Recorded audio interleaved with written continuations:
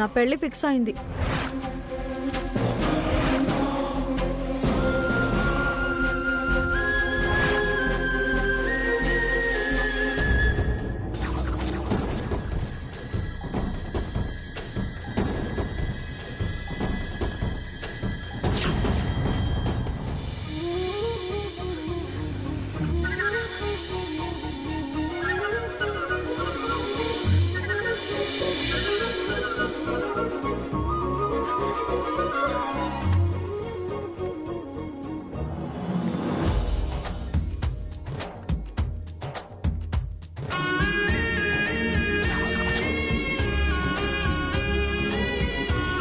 ఎంత చక్కగా ఉండేవే. ఎప్పుడూ ఇలాగే ఉండొచ్చు కదా. ఎప్పుడు చూసినా దిక్కుమాలిన బట్టలేసుకుంటుంటావు. సంప్రదాయంగా ఉన్నావు. ఏంటి అలా చూస్తున్నావు? నువ్వు రెడీ అయ్యావు, ఆ సార్ గారు ఎక్కడా? ఇంకా రెడీ అవుతున్నాడా? బుల్లబాయ్, బుల్లబాయ్, బుల్లబాయ్. బుజ్జిముండ ఎంత ముద్దొస్తుందో. బుల్లబాయ్, నువ్వేం దిగులు పడకమ్మా. ఆ పెళ్లి వాళ్ళ ఇంటికి వెళ్లే లోపల నిన్ను ఫినిష్ చేస్తా. బుల్లబాయ్. వస్తున్నా. నాదేం లేట్ ఉంది, నేను ఎప్పుడో రెడీ అమ్మా. ఎలా ఉన్నామ్మా? పేరెంట్స్ ఆఫ్ దామిని అనే దానికి సరిపోయేలా ఉన్నామా? నీ లెవెల్కి, నీ స్టేటస్కి ఓకే కదా? Mohini group of industries owner తల్లిదండ్రులుగా ఓకే కదా? ఇలా వాళ్ళు చూడగానే మనం రిచ్ అనుకుంటారు కదా. హలో, నేరుగా నన్ను చూసి వాళ్ళు ఆల్రెడీ అనుకున్నారు. మీరు గంగిరెద్దుల్లా ఎంత వేషం వేసుకొచ్చినా మీ వల్ల నాకు ప్రత్యేకంగా వచ్చే విలువంటూ ఏదీ ఉండదు, గుర్తింపు ఉండదు. ఏదో తల్లిదండ్రి వస్తారు అన్నాను కాబట్టి, ఆకారానికి సాల్తీలు ఉండాలి కాబట్టి పిలుచుకుని వెళ్తున్నాను. సర్లే అమ్మా, మా మోకాలికి నీ మోకమంతా విలువ లేకపోయినా కంపెనీ ఓనర్స్గా మాకొండాల్సిన గుర్తింపు మాకొండాదే. నువ్వు విలువ లేదన్నా, మా ఏడుపుగొట్టు మొహాలైనా నువ్వు పులిపిల్లవి అనిపించుకోవాలంటే మేం తోళ్లు కప్పుకోక తప్పదుగా. మా స్థానం మాకుండబట్టే నువ్వు మమ్మల్ని పిలిచింది. లేకపోతే మాతో ఎందుకు చెప్తావు, మమ్మల్ని ఎందుకు పిలుస్తావు? అవసరం ఉంటేనే కదా మేం కనిపించేది. అవును, ఎవ్వరైనా అవసరం ఉన్నప్పుడే పనికొచ్చేది. పని లేకపోతే పలకరించాల్సిన పనే ఉంది. దీన్నే స్వార్థం అంటారే. గాడిది గుడ్డేమనరు. ఆయన ఇప్పుడు ఈ చర్చ ఎందుకు? మీ అవసరం ఏంటి? ఇదిగో ఇదే తల్లిదండ్రుల పాత్ర పోషించడం. పోషించడం ఏంటి? కూతురు పెళ్లి మీ బాధ్యత కాదా? తల్లిదండ్రుల పోషణ కూతురు బాధ్యత కాదా? అది ఉండబట్టే ఏ మాత్రమైనా ఇంట్లో ఉండగలుగుతున్నారు, 3 పూట్ల మెక్కగలుగుతున్నారు. ఎలా బతికిన వాళ్ళం ఎలా బతుకుతున్నామే. ఇలా అయినా బతకగలుగుతున్నారని సంతోషపడండి. అంతేలే, చాలా గొప్ప మర్యాదలు చేస్తున్నావు, ప్రేమ చూపిస్తున్నావు. ఎందుకు సంతోషించాం? దబాయిస్తే తలుంచుకు బతకాలా, తిట్టిపోస్తే భరిస్తూ బతకాలా? పస్తుంచితే సరిపెట్టుకు బతకాలా? మాట మేరద్దు, గీత దాటద్దు. జైలే జైలే నైవే ఈ ఇంట్లో బతకడం కన్నా. ఏంటి పోవాల్సిన ఆలోచన ఏవైనా ఉందా? చెప్పండి, జైలుకే పంపిస్తా. కానీ తల్లే, అన్నీ మేమనుకున్నట్టు జరుగుతాయా? నీ ఇష్టం వచ్చినట్టు గాని. నీ భవిష్యత్తు కోసం మేం కావాలే గాని మా బతుకు నీకు అవసరమే లేదు. మేం కనపడం కూడాను. కనబడబట్టేగా పిలిచేది. అలాగే తల్లి, అవసరం నీకొచ్చింది, అవకాశం మాకొచ్చింది. నీ లాభం నువ్వు చూసుకుంటున్నప్పుడు మా లాభం మేం చూసుకోవాలి కదా. అంటే ఏంటి? ఏందా, మేము నీ తల్లిదండ్రులుగా నీతో రావాలంటే మాకు చెరుకో 10 లక్షలు ఇవ్వాల.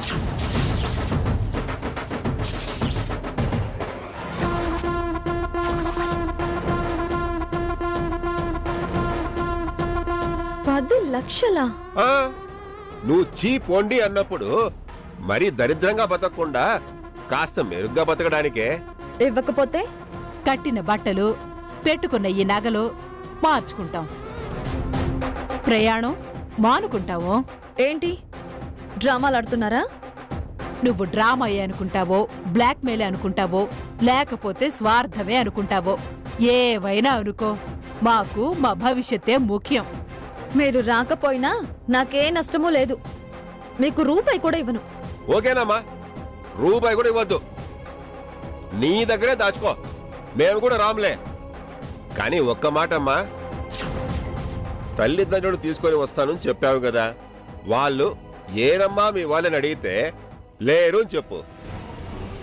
అప్పుడు వాళ్ళు అనాథవా, కులగోత్రాలు తెలియవా అని మెడ పట్టుకొని బయటికి గెంటేస్తారు. పెళ్లి కాకుండా నువ్వు ఇలాగే మిగిలిపోతావు. పదవే మోని, మనకెందుకు ఈ సింగారం? ఆగండి ఆగండి ఆగండి. సరే, చెరో 10 లక్షలు ఇస్తాను. పదండి. ఇస్తేనే బయలుదేరతాం. నమ్మరా? నమ్మమమ్మా. డబ్బున్న వాళ్ళని అస్సలు నమ్మకూడదు. డబ్బే కదా నమ్మకాల్ని పోగొట్టేది. తెచ్చివ్వు, బయలుదేరదాం. ఏం తల్లిదండ్రులు మీరు? అవసరం నాదని నన్నే బ్లాక్మెయిల్ చేసి 20 లక్షలు డిమాండ్ చేస్తున్నారు. మీ అదృష్టం బాగుండి కాదనలేని పరిస్థితి. ఇదంతా మాదేగా. మా దాంట్లో మాకు ముష్టేయడానికి తెగ ఫీల్ అయిపోతున్నావు. మీదైనా నాదయ్యాక నాదిగా భావించాలిగా. 20 లక్షలు తక్కువ అమౌంటా? నువ్వు లాక్కున్న దాంట్లో ఈ 20 లక్షలెంతే? అయినా మొత్తం ఉచితంగా వచ్చిందేగా నీకు. అంతా మా కష్టం, రెక్కల కష్టం. చెవట నెత్తురు చేసి సంపాదించాం. వినేవాళ్ళుంటే ఎన్నైనా చెప్తారు. మీరు చెమటలు చిందించారా? రక్తం దారపోసారా? రక్తం దారపోసారంటే ఎవ్వరూ నమ్మరు. ఏ కొంపలో కూల్చి పాపపు సొమ్ము పోగు చేసి ఉంటారనిపిస్తోంది. అవునే, పాపపు సొమ్మే. నీకెందుకు? మాది మాకిచ్చేయచ్చుగా. ఎంత ఆశ మమ్మీ నీకు? పాపం మీకు గాని నాకేంటి? నేను హక్కుగా పొందాను. అనుభవించే అర్హత ఉంది నాకు. డబ్బు తెస్తాను, ఇక్కడే ఉండండి.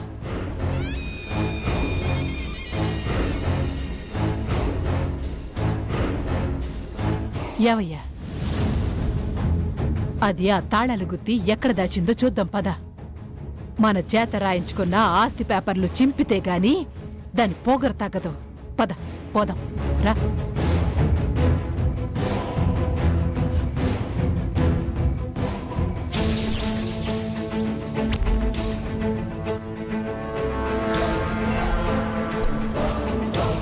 ఇరవై లక్షలు, చెరో 10. నన్నే బ్లాక్మెయిల్ చేస్తారు కదూ. చెప్తాను మీ ఇద్దరి సంగతి. ఇంటి బయట మీరు, ఇంటి లోపల నేను. మీకు బాగా బుద్ధొచ్చేలా చేస్తా. పద పద పదయ్య, వస్తాం.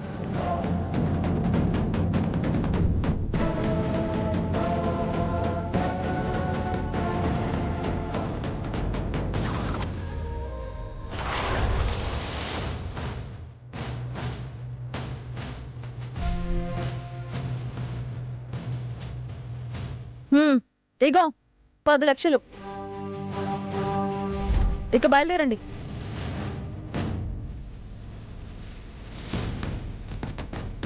ఏవయ్యా, రేపొద్దున్నే బ్యాంకులో ఈ డబ్బు జామ చేయాలి, లేకపోతే అది కుట్టేస్తుంది. పట్టుకో దా.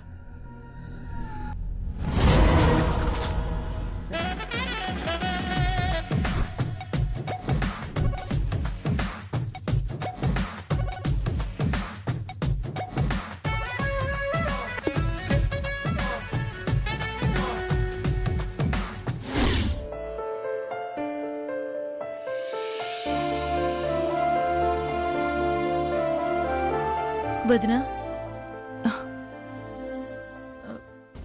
ఏంటొదినా? నీతో ఒక ముఖ్యమైన విషయం మాట్లాడాలని వచ్చాను. అసలు ఎప్పుడో చెప్పాల్సిన విషయం ఇంటి గొడవల్లో పడి చెప్పలేకపోయాను. దానికే ఉందిలే వదినా, విషయం ఏంటో చెప్పు. మరేం లేదు వదినా. ఈరోజు పెళ్లి సంబంధం మాట్లాడుకోవడానికి పెళ్లి వాళ్ళు వస్తున్నారు. పద్మావతిని ఇంటి కోడల్ని చేసుకుందాం అనుకున్నాం, కానీ వాడు దామినిని ఇష్టపడుతున్నాడు.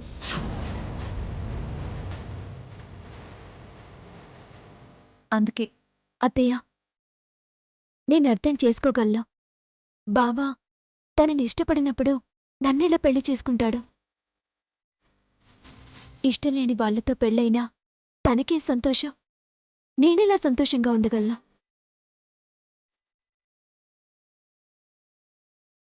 ఇష్టపడ్డ వాళ్ళతో అయితేనే మంచిది. మనం ఎన్ననుకున్నా దైవ నిర్ణయమేగా చివరికి ఖాయమయ్యేది. స్వర్గంలోని పెళ్ళిళ్ళు నిశ్చయమవుతాయంటారు. ఎవరికెవరు రాసిపెట్టుంటే వాళ్లతోనే జరుగుతుంది. బావ సంతోషమే కదా మీరు కోరుకునేది, నేను కోరుకునేది. పద్మావతి, ఏంటమ్మా, నువ్వు చెప్పేది నిజమేనా? నీకు అబద్ధం చెప్తానా? రుక్మిణి, జరిగింది మంచో చెడో జరిగిపోయింది. పద్మావతి పెద్ద మనసుతో వాడి సంతోషమే కోరుకుంటుంది. ఈరోజు దామిని వాళ్ళ అమ్మా నాన్నని తీసుకొస్తుంది. మీరప్పుడు అలా అనుకున్నావన్న విషయం మనసులో పెట్టుకోవద్దు. మీ నిర్ణయం మీరనుకున్న తర్వాత మేం మనసులో ఏం పెట్టుకుంటే ఏంలే ఆంటాళ్ళు. నువ్వలా నిష్ఠూరంగా మాట్లాడుకు బామ్మ. బామ్మ మాటలు నువ్వేం పట్టించుకోకొదినా. పట్టించుకునేవారే అయితే వేరే సంబంధం ఎలా కుదుర్చుకుంటారులే. బమ్మి, ఎందుకే ఇష్టాన్ని చంపుకుని నా నోరు ముయించాలని చూస్తావు? బావ ఇష్టం తెలిసాక ఎందుకు నువ్వు మాట్లాడుతున్నావు? ఇష్టం లేని చోట నేను మాత్రం ఏ సుఖపడతాను? మనసులో మరొకళ్ళని పెట్టుకున్న వాళ్ళతో మనువు జరిగితే 2 జీవితాలు నాశనమవుతాయి. మేం జీవితాంతం బాధపడాల్సొస్తుంది. మీరు చిన్నప్పటినుంచి వాసు పెళ్ళాం అంటే నేను అంతేలే అనుకున్నాను. కానీ నేనేం బావని చేసుకోవాలని ఫిక్స్ అవ్వలేదే. నాదే బుద్ధి తక్కువ లేవే. ఇప్పుడు బుద్ధులించుకోవాల్సిన అవసరం లేదు. వదినా, అసలు బాధపడాల్సిందే అది. అదే నాకిష్టము అన్న తర్వాత మా అభిప్రాయాలతో పనిలేదు. మీ మంచితనం తెలుసు రుక్మిణి. పెళ్లివాళ్ళొచ్చినప్పుడు మీరు మా తరపునుంటే నిండుగా మాకు తృప్తిగా ఉంటుంది. ఆయన కూడా సంతోషపడతారు. మీరు తప్పకుండా రావాలి. అలాగే, వస్తాం వదినా. నేను వస్తాలే అత్తయ్య. బామ్మా, పెద్దదానివి, నువ్వు కూడా రావాలి. నేను రానులే అమ్మా. నే వస్తే ఈ పనులన్నీ ఎవరు చేస్తారు? తను రాకపోయినా మేం వస్తాం వదినా. సరే, నేనొస్తాను.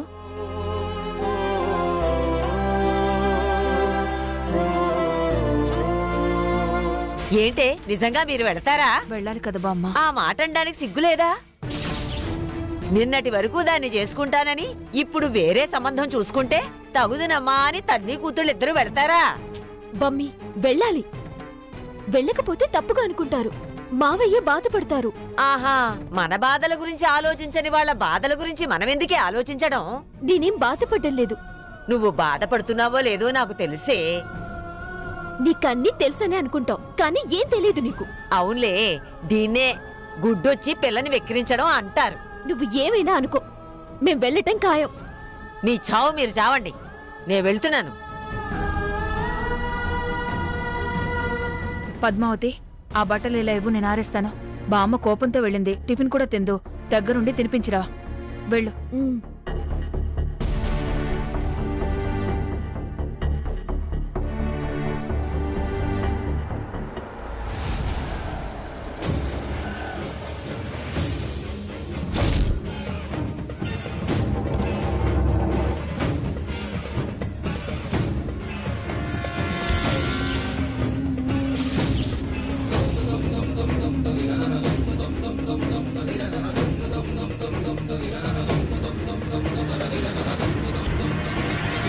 ఇల్లొచ్చింది, జాగ్రత్త. ఈ ఇంట్లో రుక్మిణి ఉండది. నా బిడ్డ ఏడుందో జాడేవైనా తెలుస్తదేమో చూడాలా. చూడండి, తర్వాత నేను తిట్టాను, గొంతు మీద కత్తి పెట్టాను అని అనొద్దు. అక్కడికి మీరు నా తల్లిదండ్రులుగా రావటం, చూడ్డం, అడిగిన దానికి సమాధానం చెప్పటం, వెనక్కి తిరిగి రావటం, అంతకు మించి ఏం ఎక్స్ట్రాలు చేసినా నేనేం చేస్తానో నాకే తెలీదు. జాగ్రత్త. అయ్యోయ్యో, నువ్వు చెప్పాలా తల్లి? వచ్చామా, చెప్పామా, వెనక్కి తిరిగామా అన్నట్టే ఉంటాం. నువ్వు ఏం చెప్పమంటే అది, వాళ్ళేమడిగితే అదే చెప్తాం.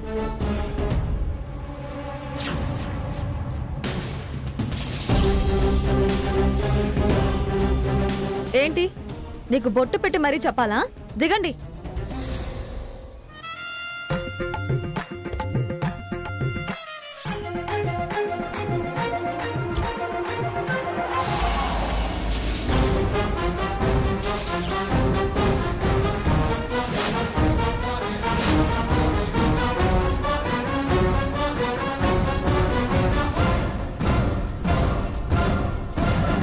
ఏంటి, తాగావా? ఏదో కొద్దిగా లైట్గా తాగానమ్మా, అంతే. నాకు తెలియకుండా ఎప్పుడు తాగేశావు? తాగుబోతు మార్గాలు తాగుబోతులకు ఉంటాయి కదమ్మా. సిగ్గులేదు అలా మాట్లాడడానికి? వచ్చింది ఇక్కడికి ఎందుకు? నా పెళ్లి విషయం మాట్లాడడానికి వస్తున్నావని తెలుసు కూడా తాగడం ఏంటి నువ్వు? ఈ కంపు వసంత లోపలికి వెళ్తే మన మొహాన యాక్ట్ 2 అని ఉమ్మేస్తారు. అది తెలుసా నీకు?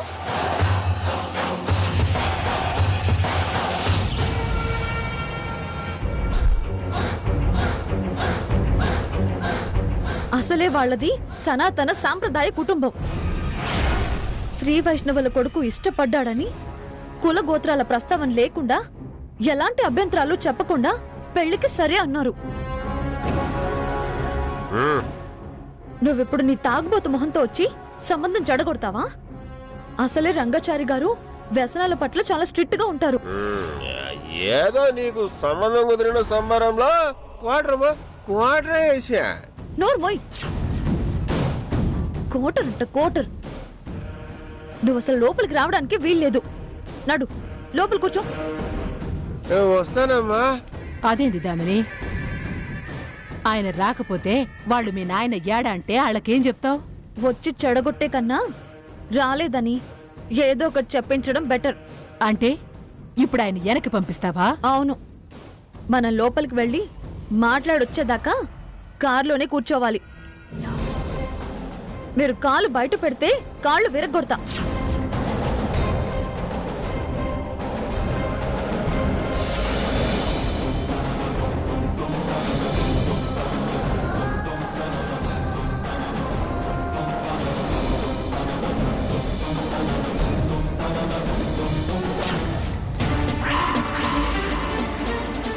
కూర్చోండి, రండి.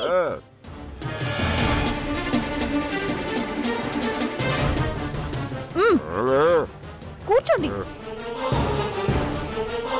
అదేంటి ఆయన్ని కార్లో కూర్చోబెడుతుంది?